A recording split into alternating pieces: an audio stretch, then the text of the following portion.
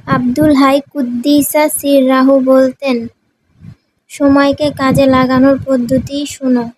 উদাহরণত তোমাদের মনে এই খেয়াল এলো যে, ওই সময় কোরআনে কারিম তেলাওয়াত করব, ওই সময় নফল নামাজ পড়ব, কিন্তু যখন সে সময় এলো তখন আর নফস তা চাচ্ছে না। সে এখন অলসতা করছে, ক্লান্ত ভাব দেখাচ্ছে।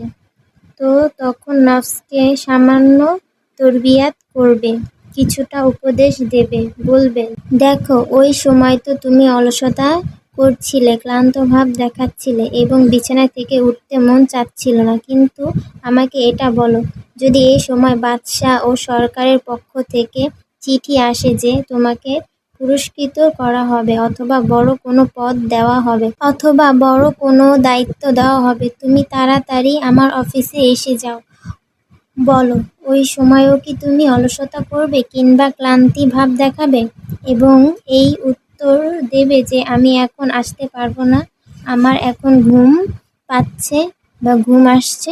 কোনো মানুষ যার মধ্যে সামান্য বুদ্ধি আছে, এই সময় তার সমস্ত অলসতা, ক্লান্তি এবং ঘুম দূর করে আনন্দের সহিত সে অফার গ্রহণ করার জন্য দৌড়ে যাবে।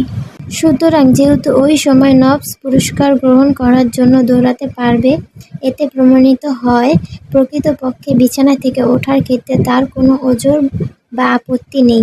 যদি বাস্তবিক কোনো ওজর থাকতো তাহলে ওই সময়ও যেত না, বরং বিছানায় পড়ে থাকতো।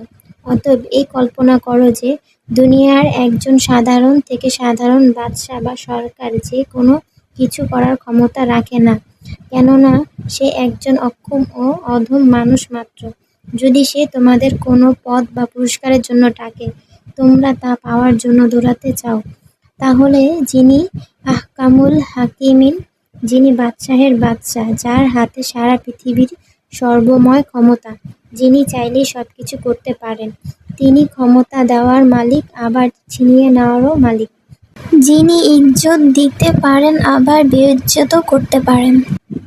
যিনি অঢেল রিজিক দিতে পারেন আবার ছিনিয়েও নিতে পারেন।